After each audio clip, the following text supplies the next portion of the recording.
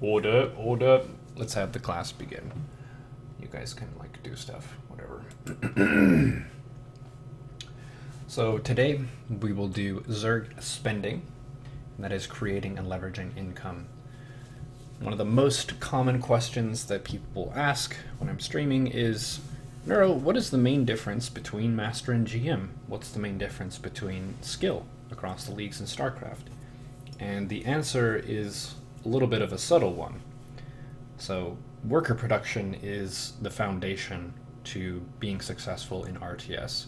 It is also the aspect that is different from pretty much every other genre of esport. In FPS games, you start with a gun, you can make money and get better guns, whatever, but you don't really create multiple units that generate more and more income for you. In MOBA games as well, you only have one or maybe a handful of units at most to manage. RTS, you can have potentially over 100 units, many of which are workers. As players get better and better, they understand the value and power of worker units, and they create more and more of them, and they can spend that income effectively. So part of the reason why this is a subtle answer and one that most people don't expect is because when you're watching the big tournament games, the most memorable moments are the big fights where you have big armies, you have lots of harassment groups, there's a lot of stuff going on, and it looks very flashy and exciting. But for all of that action to take place, both players had to be hammering out those worker units in the early game and the mid game really consistently. And it's sort of a thankless job where the first workers you start with are mining resource for you the whole game, assuming they don't die, and they can accrue value for multiple tier 3 units. So they're the unsung heroes of the swarm. So one of the first things that we'll talk about in this class is really putting in front of you that value of each worker unit. If you understand the workers as heroes, as really crucial components of the swarm, then it makes more sense that you would have a greater sense of urgency to put those into the game. One big leak for most leagues of players is they don't really understand the value of the worker, so it's like, I understand that making some workers is kind of good, but roaches are also good, so maybe I'll make some roaches. If you make army units, you're basically saying I'm going to sacrifice an opportunity to increase my income to either scout, defend, or attack. If you don't scout, defend, or attack with some army units, you've made a mistake, effectively. Like, you should do something with that. So a way that I've described it is, over the course of the game, think of drone production as the gas pedal of your car, where if you want to be going fast, macroing up, getting really strong, just pedal to the metal, floor it, make as many drones as you possibly can, as fast as you can, unless you have a super good reason to do something else. So in the notes here, I listed some reasons why you might not drone. The first of which is you've reached your saturation goal. We'll talk about saturation goals later on. You need to create army to defend an incoming attack. Part of that depends on scouting. Part of it depends on understanding the rhythm of StarCraft and when attacks arrive. You need overlords, or you want to send scouting units. Otherwise, drones are going to be the way to go. They gain value over time. They allow you to make army after army after army, consistently take trades, and then replenish your army. One thing that we talked about in a previous class was that Zerg units on average are cheaper and faster than the units of Terran and Protoss. Our production is also more streamlined and faster, so it behooves the swarm to produce a lot of drones and then consistently trade army with your opponent and continue to leverage that production strength of the swarm. Drones make that possible. If you're on a really low economy, you can't really replenish an army if you trade it aggressively into the opponent. But if you reach, say, a really healthy saturation of about 70 workers, you can max out, take a fight, remax, take a fight, remax. And every time you remax, you tech into an even better composition than before. So we have a few replays that we'll go over. Let's see, Zealothar is on. I invite you. I was just Alright, checking the reply. ZVZ or ZVT? You can invite me. I won both though. That's okay. Doesn't matter if you won or lost. Yeah, just saying. So, I got one too. yeah. Afterwards. Just checking if it was the right one. So we'll do quite a few replays and kind of break down the progression of the economy and how the money's coming in, how the money should optimally be spent. Income advantages. Very, very important in StarCraft, but if you don't create the infrastructure to produce an army with that income, you just float a bunch of money and it's kind of like having an advantage that you don't actually get to leverage in the game. Is this CVT?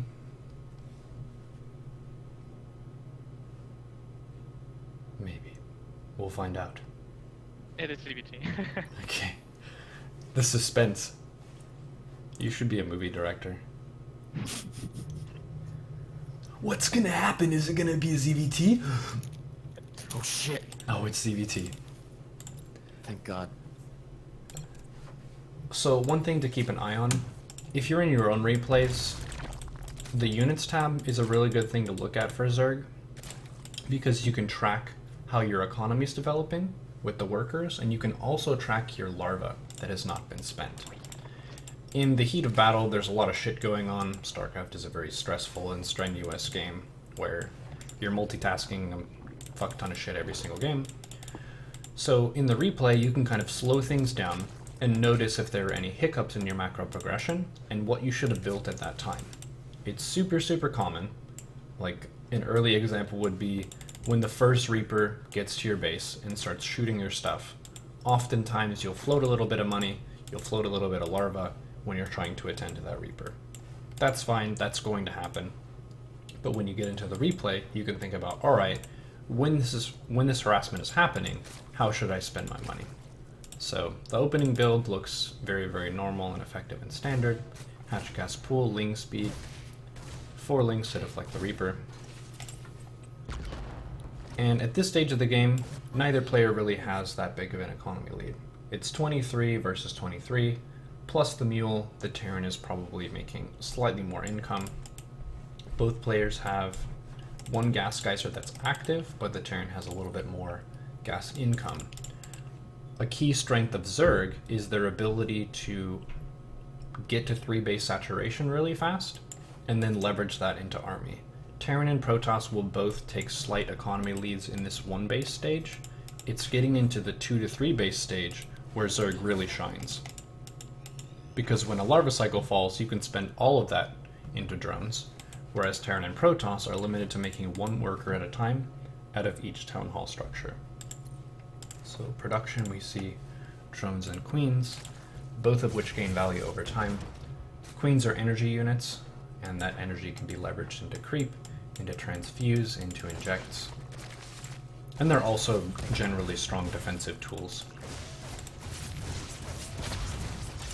One way you can think about drone production, to a point, it's the least exploitable way that you can take advantages in the game. Like, adding a worker is something that is super hard for the opponent to punish. Still drawing up, taking that 3rd, adding a Roach Warren. Roach Warren is a really nice, sturdy structure to build. It's very possible to play ZVT without a Roach Warren, but there are a lot of attacks, especially Hellbat-based attacks, that are just a big pain in the ass to defend without roaches. So at this point, this is another good point to take a snapshot. 2 bases of mineral saturation with 1 gas.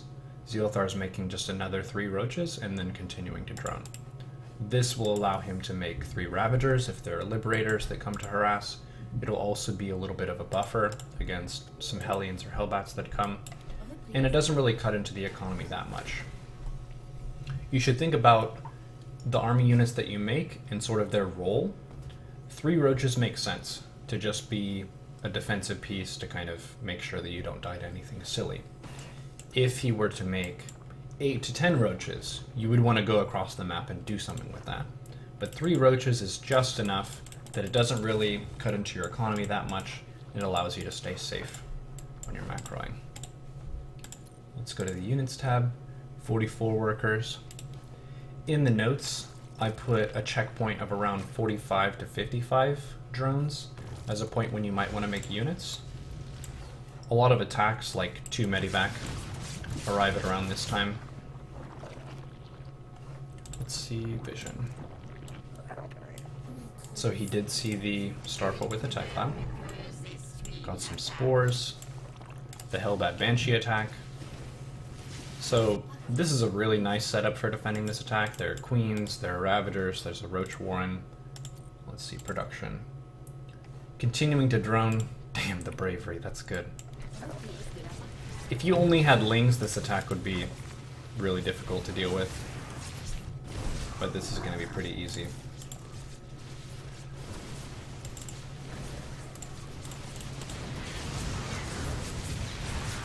So this is the first point where spending skill has kind of shown that fights cause players to slip up in their spending.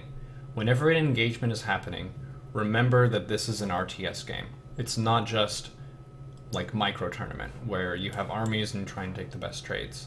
This was a good trade, and I would say this was worth focusing on the micro, but when the fight is happening, it often opens up the opportunity for one player to take the edge of spending. Both players have a bank right here. Whoever can spend their bank the fastest is going to be powering up more quickly. So you would want to make sure, if you have a fight that's happening, that you have some infrastructure behind that where you can spend that economy. It looks like, for the Terran player, they don't quite have enough production to spend all this money they have in the bank.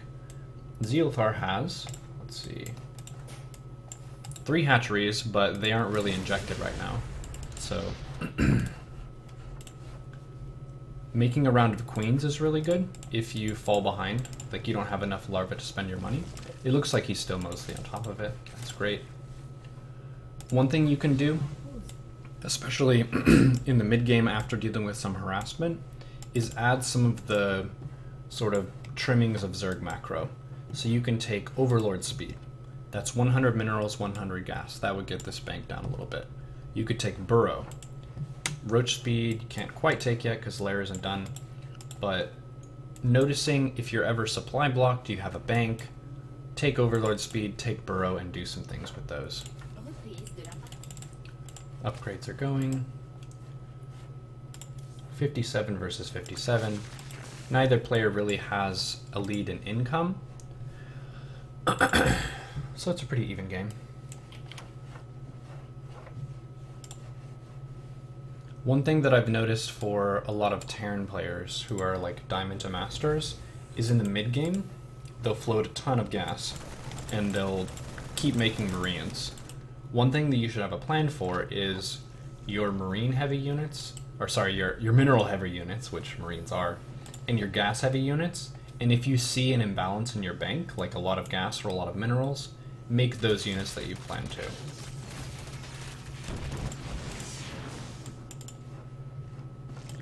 There's a mistake that certain players will make that I would say isn't really something to focus on until you're like masters or so, and that's making too many workers, like more than you can spend the economy for.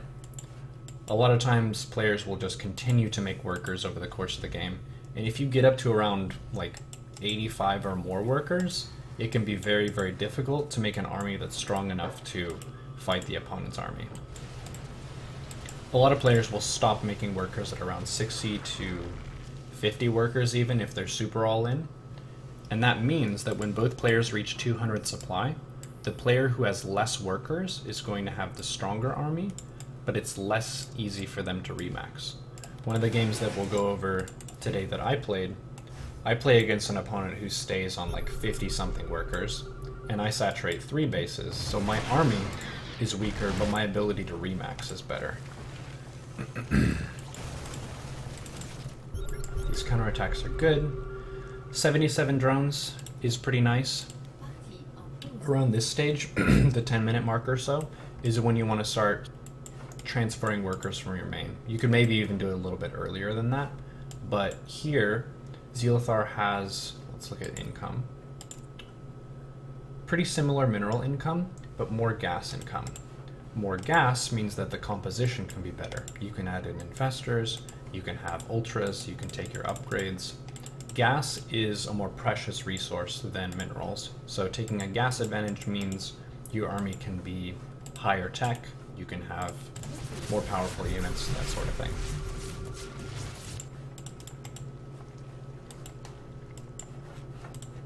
Transfer the workers.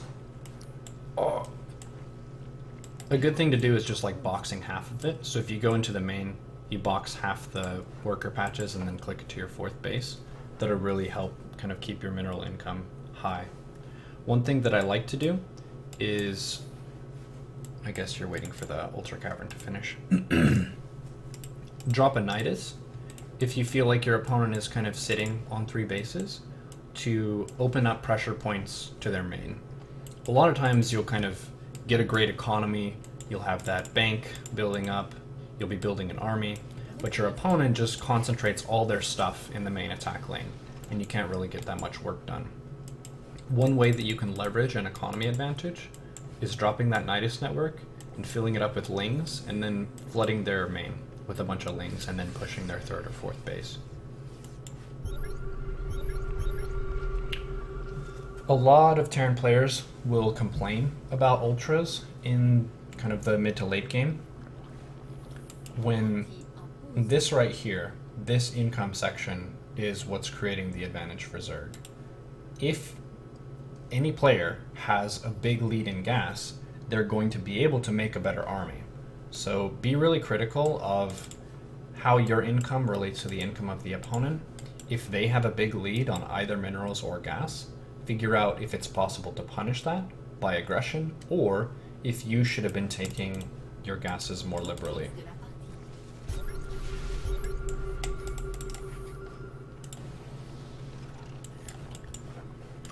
One thing that's different for Zerg than for Protoss or Terran is how workers created relates to workers active. There's a fight going on in their armies, but one thing to consider is each spore in each spine that are all over these bases was once a drone. So let's look at units. Xelathar has 71 drones, which I would say is pretty much ideal. But if you count all the spores and spines, let's go to structures. 5 spines, that's another 5 drones, and 11 spores, that's another 11 drones. And each of these other buildings was another drone. So you might have a saturation goal of around 70 for the late game, but over the course of the match, you'll want to have made closer to like 90 or 100 workers. You'll likely lose a few over the course of the match, and then if you're building static defense, the extractors also cost a drone. Each base costs a drone. So think of making drones in swells, where you don't need to think about, I need to make 1, 2, 3 workers here, 1, 2, 3, 4, 5, 8 workers here. Just drone. And then if you make a lot of workers and it's maybe too many, drop a bit of static, like spores on this ridge is really nice. Having some spines, pretty nice.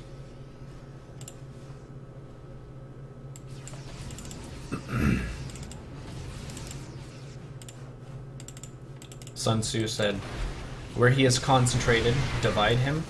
So this is very obviously the point where Terran has concentrated their forces. Nidus, Lings, they're dead.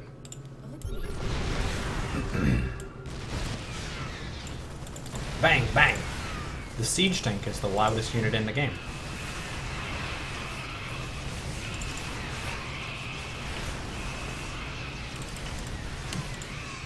Amazing. Look at how much gas is in that Zerg army. Nope, GG. Well done, Xelathar.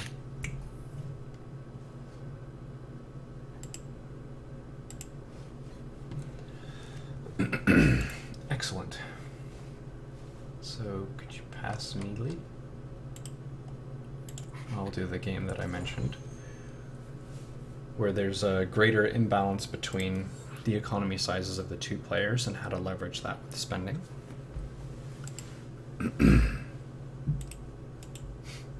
Nope, GG. Here are the notes for anyone who has joined since we've started. Flint's accept the replay invite. Oh, I accepted. That's the might froze. It's a bummer. Okay. I'm going to leave and then I'll invite you to it.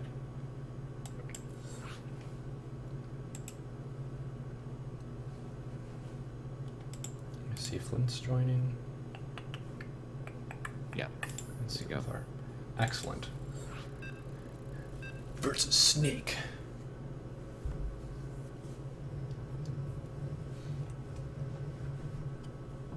Galactic process. So, a quick note on this particular map. With all the destructible rocks, defending 3 bases is pretty easy. There aren't very many attack paths. The opponent has to invest in a bunch of damage to break these rocks to open those attack paths. So you'll face quite a few turtley opponents. The games that I played against Snake in Heart of the Swarm usually revolved around him cheesing. Lately in Legacy of the Void, he's been playing very, very turtley, where he'll open super safe with Queen's Spine into Roach, and then just have a bunch of army the whole game with few workers, which means it's nearly impossible to just outright kill him. So the way that I've adjusted to his approach is to have a really drone-focused approach. If the opponent opens with a late gas, they won't be able to have early Ling speed, which means they won't really be able to attack you very quickly. The earliest attacks would be slow Roach timings, which you have lots of time to react to if your Overlord is at their main attack lane.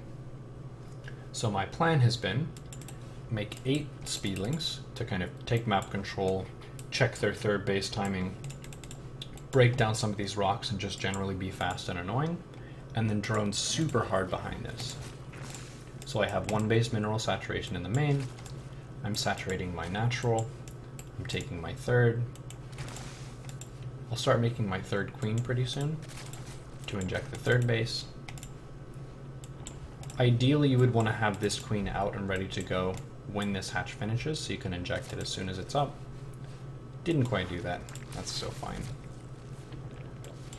So I see the opponent has no 3rd, but I see they've made some slow roaches that are kind of spotting this 3rd base location. This all sort of looks like an intention to go into a macro game and be super safe. So greed is the most reliable counter to someone who's playing super safe. They have slow units, roach speed isn't even started yet, and I'm droning all the way up to around 60. Notice my 3rd base right here. This is actually a pretty important aspect that you see a lot in high level games and almost never in lower level games. And that's when a base has like 25 or so workers. This might look like, oh, that's way too many workers. But if you remember what we talked about last game, extractor, Roach Warren is on the way, Evo Chamber, and maybe another couple extractors. And that saturation is going to be a lot closer to 16. Also, 4th base. Maybe a Spore or a Spine. See these 2 extractors are taken? You can imagine you'll need 6 workers for that. So 24 out of 16, you pull 6 workers off, and the saturation is going to be looking a lot better.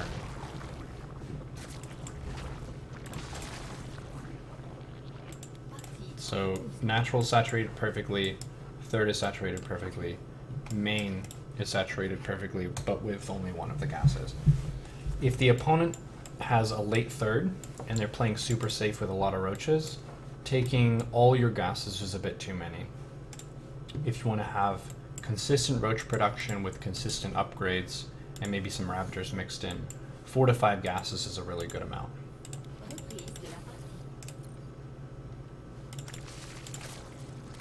So income, I have a really big mineral income lead, and I have a gas income lead. And now I'm starting to mass roaches, taking the 4th base. And I've played against him before, kind of know how this goes. You have to, if you're the person with the economy advantage, you want to trade with the opponent, and it's going to be slightly inefficient trades, because if they're turtling, the defender has an advantage of shorter rush for their reinforcements, and his army is pretty strong. Let's look at units. So he has the Ravager lead with 6 I have the Roach lead with 37 to 26, but I want to continue to trade with him. His main is going to be mining out soon, and his third base isn't really saturated very much. I have a macro hatch about to finish up in the main, so it's going to be really easy for me to replenish roaches, whereas he only has 3 hatches of production, and I'll have 5.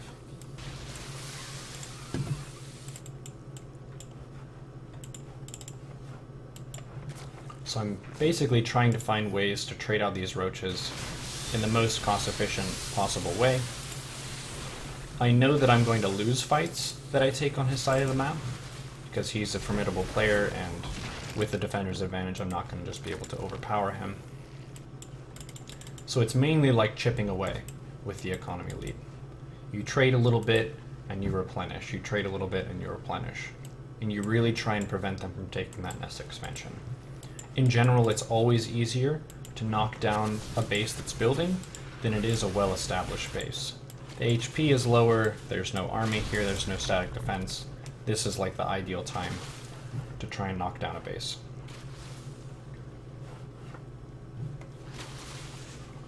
So just a 10 worker lead.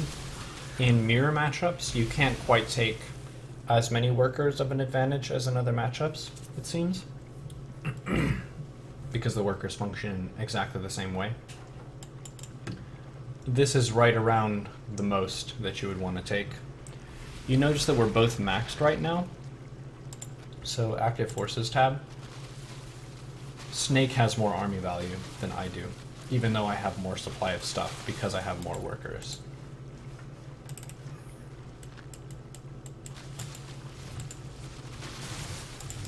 These Roach run bys are pretty nice for a couple reasons. This Roach doesn't actually get much damage though, it's just attacking the queen, but I do see that the opponent has no gases here. This also draws the attention of the opponent away from my Roaches, and I rushed in here to try and get a nice concave. If I split here, here, and here, I can create an arc, like a U shape, and when the opponent attacks into me, I'll take the best trade I can. So I kind of split my army. It's not perfect, but it's a pretty decent trade. And when you have the economy advantage, you want to keep taking decent trades and keep producing. So production, right now I'm making 21 roaches, 34 roaches, and Snake is only making 13. So that depended on the really heavy drone production early, which allowed me to afford this 4th base, this macro hatch, and this extra queen for creep.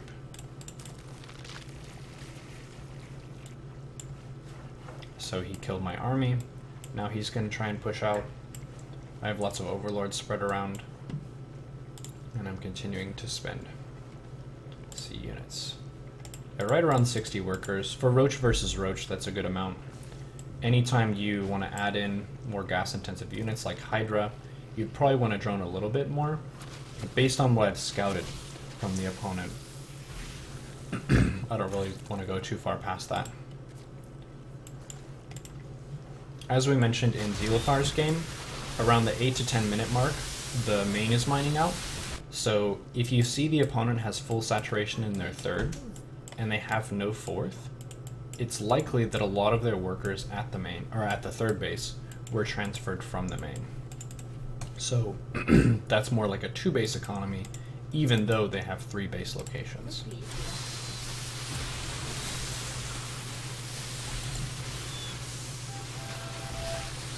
Yet another decent trade. Not amazing. The opponent has a nice ankle, but the player with the economy lead can afford to take slightly worse trades for the value of the units and keep replenishing the army.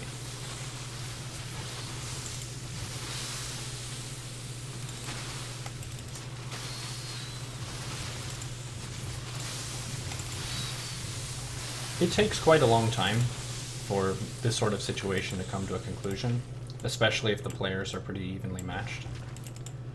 StarCraft does have a sort of endurance element where, with all the multitasking, all the macro, all the micro, all the frustration, a lot of times you just have to keep fighting almost like you're running miles, like it's distance and it's work. So even if you create a clear advantage like a 10 worker lead for a long time, it could take like 15, this is a 15-minute match to defeat an opponent. Be patient, keep pushing buttons. Now I'm mixing in Hydra, because I can afford to. Hydra is a really nice high DPS addition to the army. If you have Roach, Ravage, or Hydra, and you're taking fights, whenever the fight is happening, you want to be remaxing on Roaches, because Roaches are the front line unit, and they're going to be the first units to die when you trade units out. If you take a fight and you make Hydras behind that, you will have no tank, so they can just push over and win. When you're getting in these maxed army engagements, kind of in the mid and late game, looking at the minimap helps you a lot to make sure you don't take a bad fight. Roaches are super sturdy units. You don't really need to be looking at individual Roaches. You want to be looking at the clumps of army on the minimap and how they relate to your opponent. Generally, you want to figure out, based on where the opponent's army is, what are their main attack options, like this is one attack option. Moving down here is an attack option. Moving up here is an attack option. My army is spread out in a line, so depending on where he goes, I can try and create a concave. That's the key to success for Roach versus Roach type of engagements.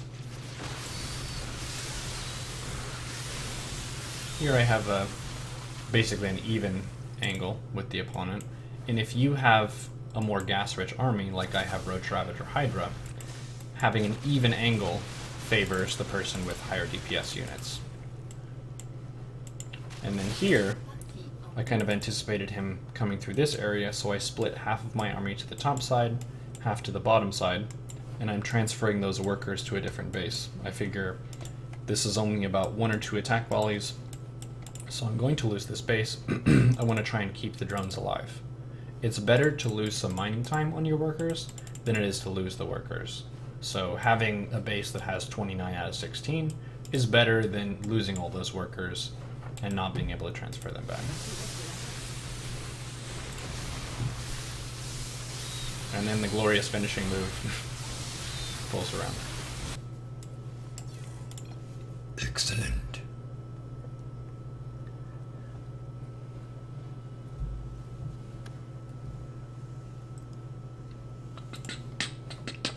Alright, let's see what DJ Flint's has for us.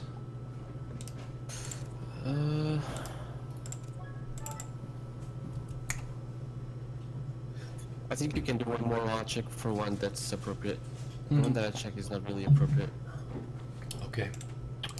Yeah, it should be that one. It should be work safe and family safe. So we've seen a ZVT, we've seen a ZVZ. Let's find a ZVP. Got my program.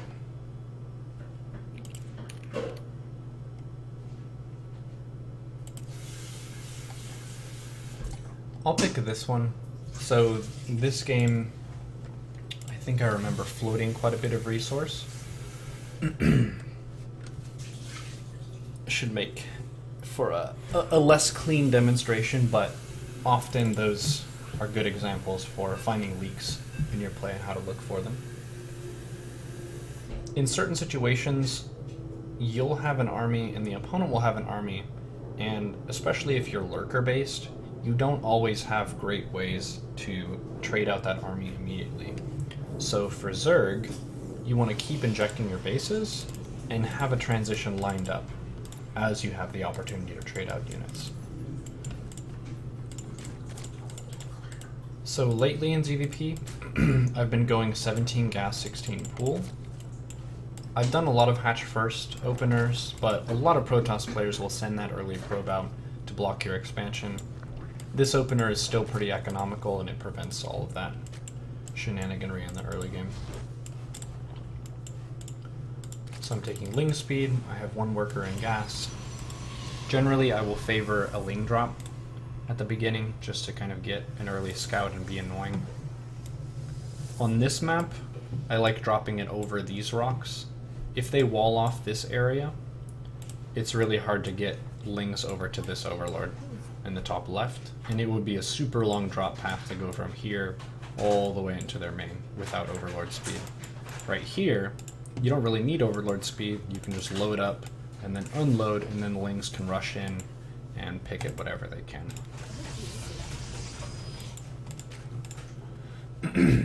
So notice here, this is something that I mentioned in Zealothar's game. Generally, Protoss and Terran in the 1 to 2 base stage will take the worker advantage. Zerg can reach 3 base saturation more quickly. So I'm behind in workers right now. I opened safe with a gas pool opener. I'm getting my 3 bases up, and I'm going to want to drone really, really hard behind this Ling drop. This Ling drop is, it's not like an all-in move. It's a very light form of harassment. So I want to make sure that I'm producing really hard behind it. So I sent the Lings in, I'm running them around, and I've taken the worker lead right after this. Injecting the third layer, another gas, and it looks like a bunch of adepts.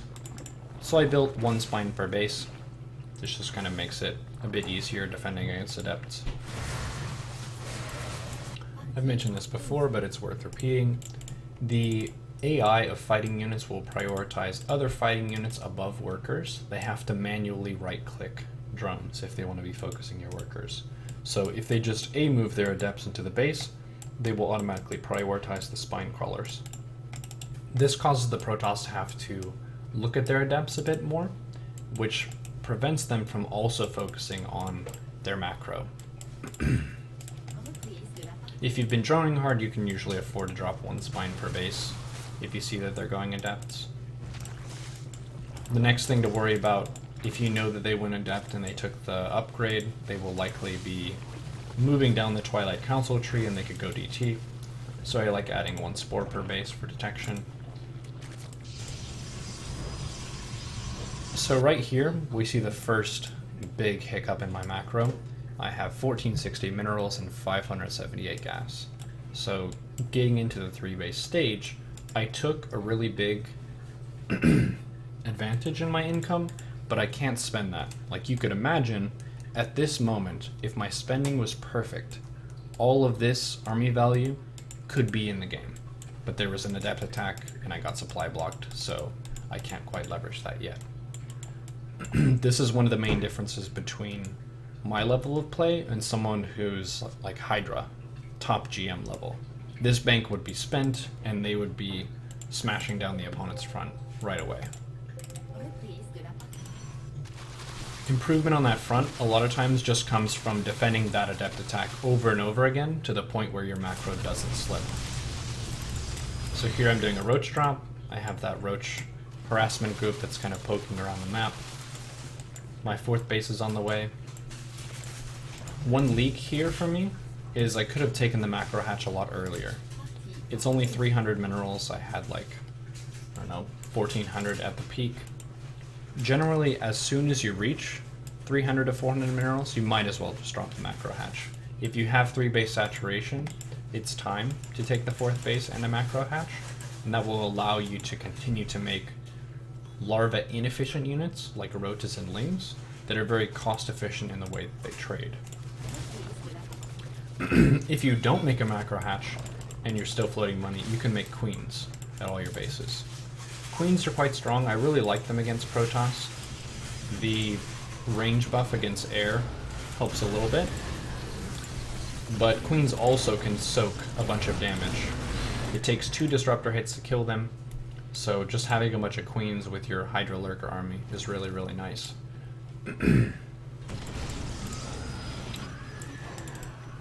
It's worth noting that queens have a higher army group priority than ravagers. So if you have queens and ravagers on the same hotkey, it's pretty difficult to be transfusing and also be using the corrosive bile. So you can consider either having those on a different hotkey or maybe prioritize a different army composition. Queen Hydra Lurker is pretty nice. I always keep my lurkers on a separate hotkey for my army.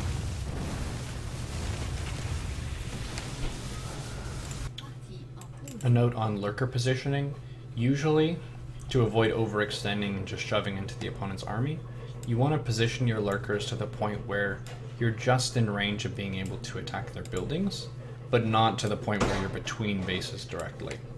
So it's like chipping away at their base gradually and sort of baiting them the way that a Terran will bait a Zerg with a bunch of siege tanks or widow mines while they chip away at the outer edge of a base.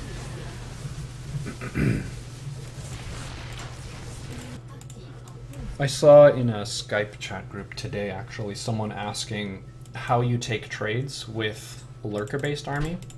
Lurkers aren't super great at attacking forward into someone's army. So a Nidus network is a way that you can send out a few lurkers here and there to trade out that supply in an efficient way. A good sizing for that would be around 4 lurkers and then some lings into a base. It's a pretty complex problem for Protoss to solve, but then you would still want to have a pretty decent amount in your army so that you don't get run over. So here, I have quite a bit of money. So I'm kind of trying to trade aggressively and continue to make units. Hydras spend a bank pretty well. One thing that I could be doing better is injecting and mixing in more lings that I could be nidusing around the map. Another leak in my play here is I can very easily afford an infestation pit and a hive. Broodlord is a really good finishing unit. If you see the Protoss is going super heavy ground and they have very few Stargates, they don't really have an answer to Broodlord. Tempest, Void Ray, and Carrier are all amazing against Broodlord. If they're going double Robo and they have Archons and a bunch of charge lots, and you've killed their 4th base, they don't really have enough income to afford that Stargate transition.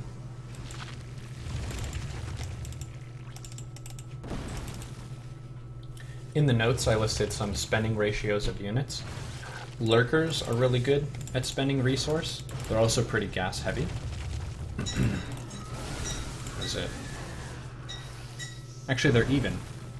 So it's 150, 150 to make a lurker. Nice.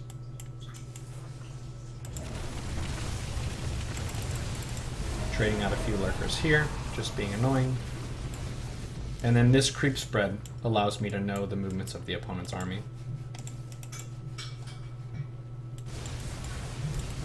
This is sort of like a ZVP version of the game against Snake, where I've had an income advantage for an extended period of time, and I'm trying to leverage this by chipping away at their army and chipping away at their bases with a bunch of units, and taking some maybe slightly inefficient trades with the opponent's army. But that's okay if you have the income advantage.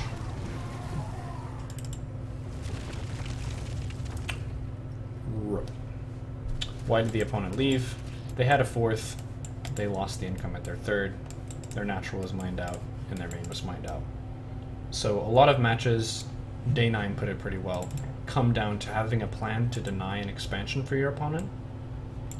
A really reliable target is trying to prevent the opponent from ever taking a 5th base. Sometimes you can prevent them from establishing their 4th base. This opponent got their 4th base, but it was at such a late time that that was their only remaining mining base. The 3rd was even mostly mined out by this point.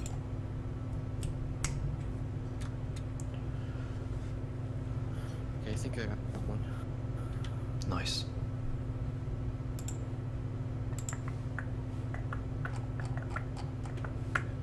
Let's invite DJ Flints to the game.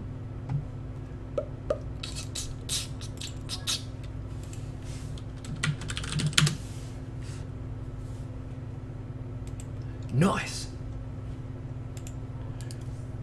Final match.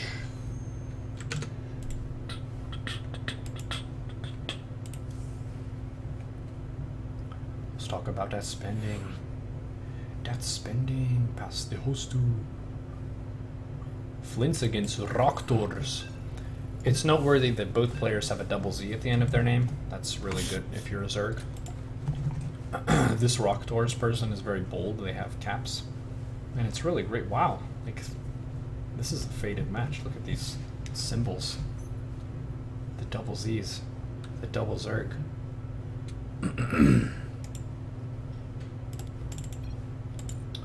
Alright. Units tab is great for mirror matchups. all the units function in the same way, so comparing economy is very, very easy. The delay. You delayed. How could you have delayed? Look at this.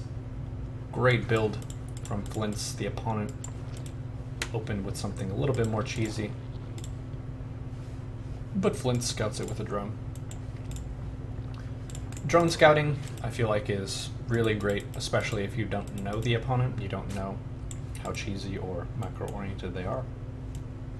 It does cost you a little bit of mineral income that the drone could have been getting during that time, but if you know exactly what their build order is, you can usually adjust in a really smart way. So here is the first sort of major advantage that one player has taken. Flint's opponent, Rock Doors, went for pool first, which means that their larva income isn't really picking up correctly. They've fallen behind because their natural doesn't have a queen station there, it's not injected, so they can't quite spend this one base economy worth of larva because it's not injected. So this is the first advantage that's been taken. If you realize that you have an advantage like this, like a larva advantage, Ling Bane is a really good composition to go for and just attack your opponent and really strain their larva income.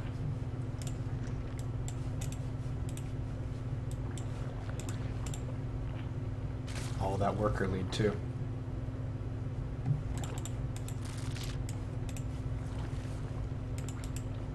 Double Evo. So that's a pretty decent way for the opponent to adjust. If they're behind in larva, upgrades cost 0 larva. Well, I guess you could say 1 larva per Evo chamber to build the drones.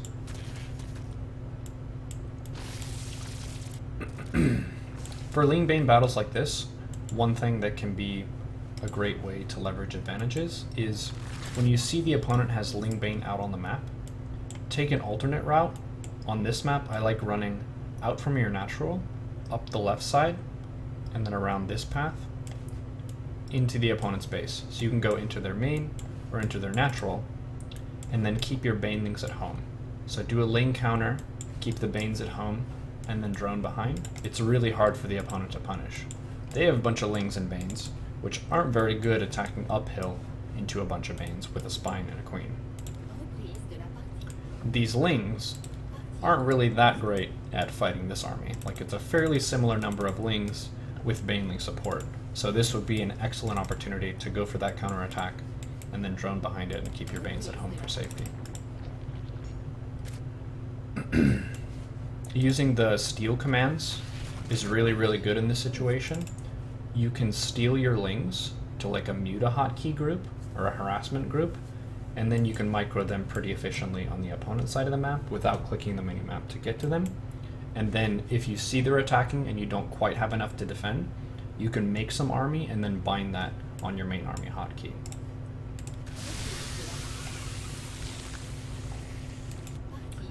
A big aspect of success in Ling Bane Wars is practicing boxing 2 Lings and right-clicking a Bane.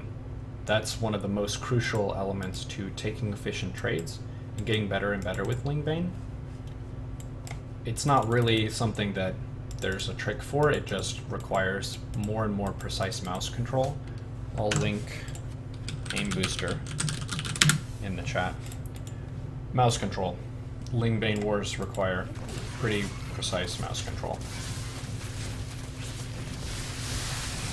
You could say Roaches would be the least micro-intensive unit.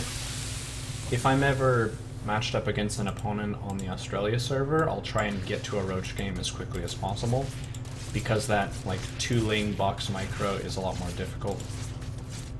The units respond at a pretty big delay. So here, 35 workers, that's excellent for Flint's. Anytime you lose a queen, remake it, he's remaking the queen. And then here, this would be a really good opportunity to spend that mineral advantage a bit more by adding a queen in the main. Use this queen, inject the main again, lay a creep tumor, and then shift rally to the 3rd base. One aspect that allows players to increase their APM is their ability to queue a bunch of commands together, kind of at the same moment. So rather than injecting the base, and then a bit later laying a creep tumor, and then a bit later right-clicking this third, that can all be one sweep, where you inject, shift, tumor, shift, move to the third.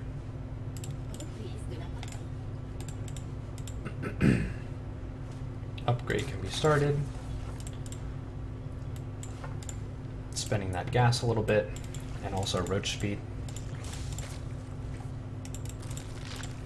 At this stage of the game, if you have banes like this, you're pretty safe to drone.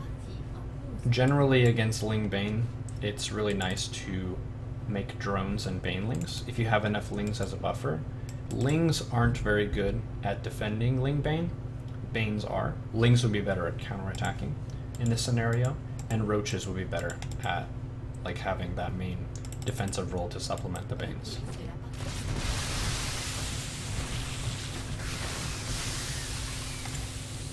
If you ever lose a base of saturation, immediately redrone your losses.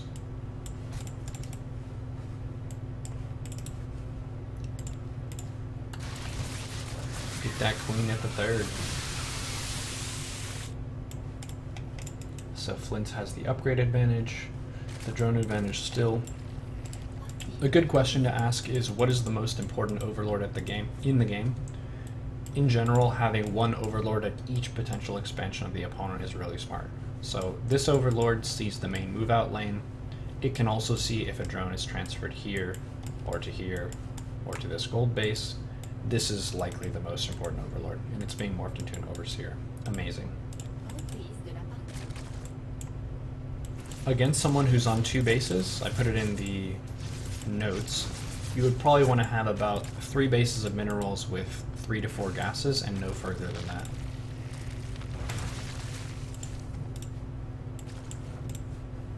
Cool, main bases are mining out. Flint's has a third where he can transfer some workers. Droning this base all the way up will be pretty good.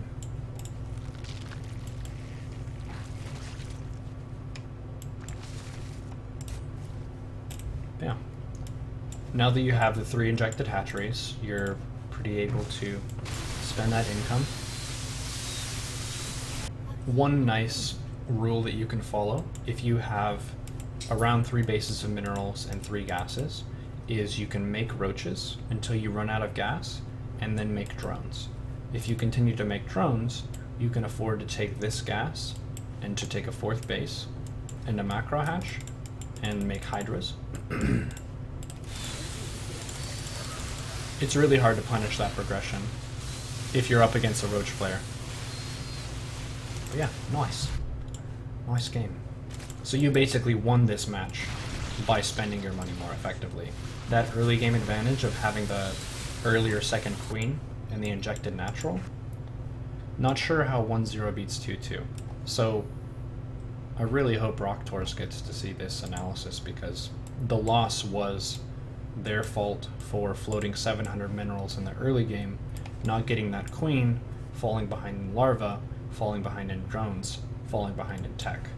They may have had the upgrade advantage, but upgrades do not necessitate a win. It's only one edge. So if this player takes the upgrade edge, but Flint's takes the Roach edge, the Hydra edge, the Ravager edge, the Drone edge, the Larva edge, the 4th base edge, come on, dude. GG.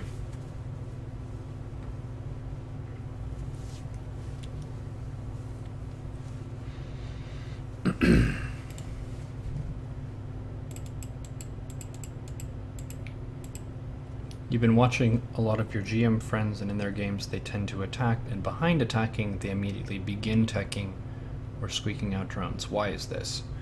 So in Legacy of the Void especially, the game tends to favor an active style where you have an army that's harassing or trading with your opponent's army with some follow-up. Because the bases have less total resource than they did before, going full all in on like 2 bases isn't nearly as good as it was in Heart of the Swarm and Wings of Liberty. So generally, you want to understand what your steps are, what your checkpoints are for saturating, say, let's go to the notes. I gave some, there we go. 24 to 30 workers. Around this point, it's usually wise to have some units or to prepare for the opponent to create some units and attack you. 45 to 55 workers, making some units, and then once those units are out, droning up to your next checkpoint. So over the course of a match, in any of your matchups, you might have like 3 checkpoints for, at this point I need to scout and maybe make some army, and then I'm going to drone a base. Attack and expand. This is something that's been around since Day 9 was talking about it in early StarCraft 2.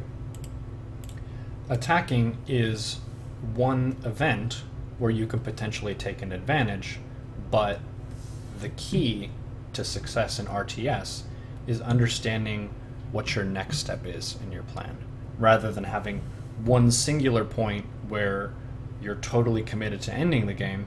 You have a couple opportunities to take advantage, and you kind of retreat anything that fails. So if you have an attack, you push out across the map, and it's not successful, you want to understand what your plan B is.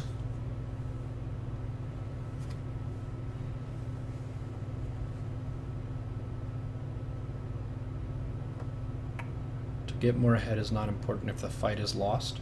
Sometimes losing a fight can be advantageous for you.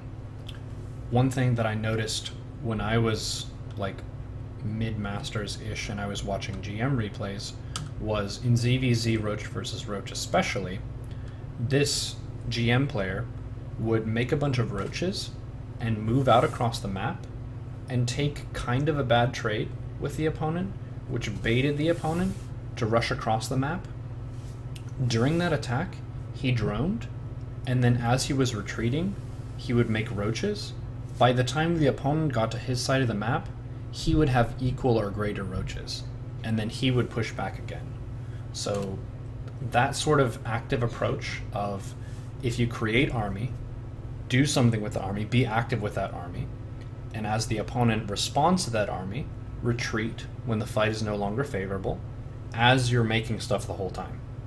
So you have Larva income, you should be making either army or workers. If you make army, use it. If you make workers, good job. Understand what your saturation goals are, and then when you want to make units.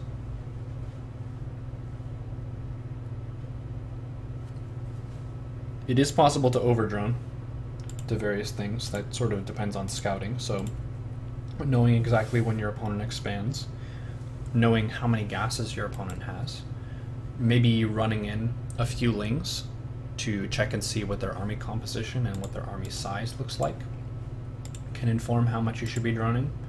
But getting masters and getting GM, a lot of it for Zerg boils down to how fast you can saturate 3 bases. Like, so many times I'll get a master Zerg player who's like, hey, I just lost to a Protoss all in, like, what could I have done in this situation? And they scout and they see, oh, it's 5 minutes, 6 minutes, the Protoss doesn't have a 3rd base, they're going all in, I need to stop droning, which isn't actually the case. For ZVP in Legacy of the Void, usually if you're against a 2-base all in from Protoss, you want to drone your 3 bases of minerals and then just stay on low gas count of Roach Ling. So like 2 to 3 gases of Roach Ling, and then just spam a swarm of units. Lings and Roaches are pretty cost effective. So if the opponent is on 2 bases, you can take that 3rd base because, as we said earlier, Zerg can saturate 3 bases faster than Protoss and Terran, and then leverage that edge in lots of production plus defender's advantage.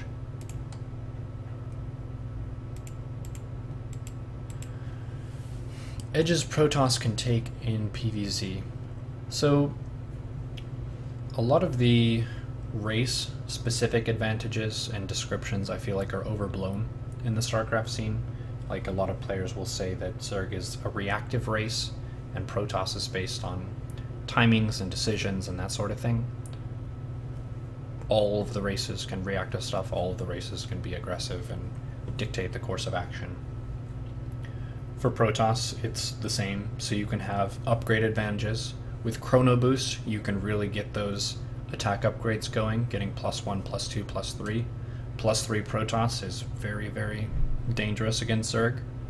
You can have the edge of more army value, so maybe a more gas-rich composition. A lot of Zerg players will complain about like Charge Lot Archon Immortal as like, oh, this is so difficult to kill. But if you look at the Active Forces tab, if the Protoss makes more army, like more value of army, it would make sense that they would be able to run over the Zerg. It's just a well-rounded composition. Another edge that Protoss can take is multiple points of attack. So if you had a Warp Prism, you could pressure a point that's very far from the Zerg 4th base. So you warp into their main with maybe Zealots, DTs, Adepts, something like that, and then you push their 4th hatch with your main army. If you can kill a Zerg's 4th base repeatedly, their main will mine out, and then they'll be on 2 base saturation. And if you can take a 3rd and 4th, then you've effectively reached a victory condition. Gas times against Protoss and Terran, and how to react based on what you see. I think that was in one of the previous classes where I gave checkpoints for that. But generally, you want to saturate bases of minerals before you take gases. So you have 1 base saturation and you have 1 gas. You would want to take your 2nd and 3rd gases when you have 2 base mineral saturation. That's 16 and 16. Maybe even 16 and like 19. And then you grab the worker or the extractors, and then it'll bring you closer to 16.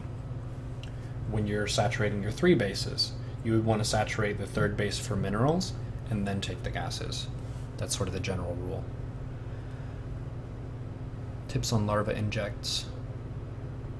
Yeah, injecting should fall off a little bit when fighting is happening. It's a very complex evaluation, understanding how you should prioritize your attention, whether you should look at your army or whether you should inject.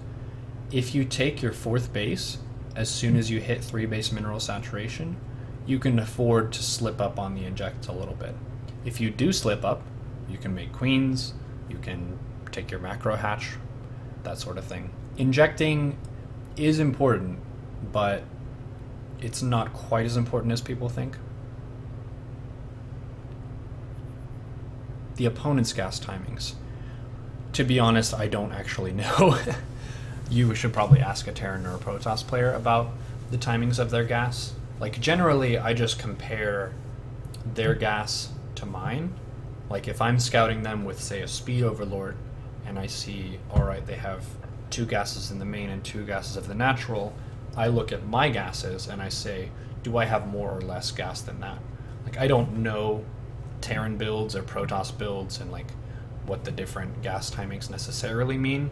Generally, as Day9 put it, when you scout, it's about ruling out possibilities. So one general rule that you can follow is if your opponent just took a gas, it's not likely that they're going to come at you with a big attack. If they took that gas, it's going to take a while for them to get value from that income and then create an army with that gas and then attack you. How good is Burrow in ZVP? It can be really dank to keep your workers alive against Adepts. I don't use it that much, but it's definitely a viable option. You can also delay opponents' expansions with Burrowed Ling, so you can also do Baneling Mines.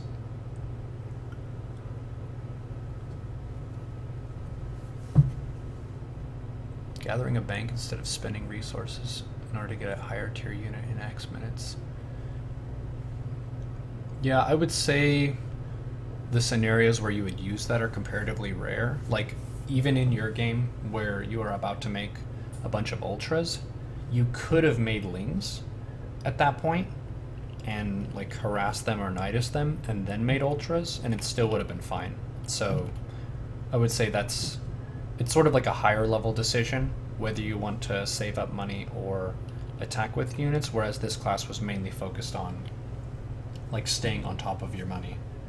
There are exceptions where, like Jadon was an example of a player who would drop a Hydra Den and a Spire and get 3 to 4 base saturation, inject everything, and then wait and decide whether to make a bunch of hydras or a bunch of mutas, depending on what the Protoss did. In Legacy of the Void, with all the Adept Phoenix type of stuff, often it's more difficult to do that. Usually you want to be making one unit or the other, and then adjusting as you take trades. Gasless opener with 3 hatch. He doesn't take gas until 3 minutes. He saturates very fast and defends with queens. It's hard but very powerful. I feel like you answered the question in the question, which is going for a bunch of economy into late gases where you're defending with queens and few units. It's powerful economically, but it's difficult mechanically to pull off. There are a lot of timings that you'll have to learn how to defend with a new opening build, and it also means that he can't really attack for a long time. So how you approach StarCraft depends on whether you like being the aggressor or whether you like macroing and being defensive. Rapid fire inject is the fast and messy method. I will not tell you which inject method to use. It really depends on your approach to the game. If you don't mind sometimes having queens running willy-nilly between your bases and having the fastest possible inject method, rapid fire is the way to go. I personally use camera location hotkey method because it also doubles as a tool for getting to your bases to defend aggression from the opponent. So you see a medivac coming into your main, you press the camera location hotkey or combo to get to your main, and you don't need to drag your camera around. So there's more utility. Rapid fire is faster than camera location, but the camera location method is more precise, and there's more macro utility for it.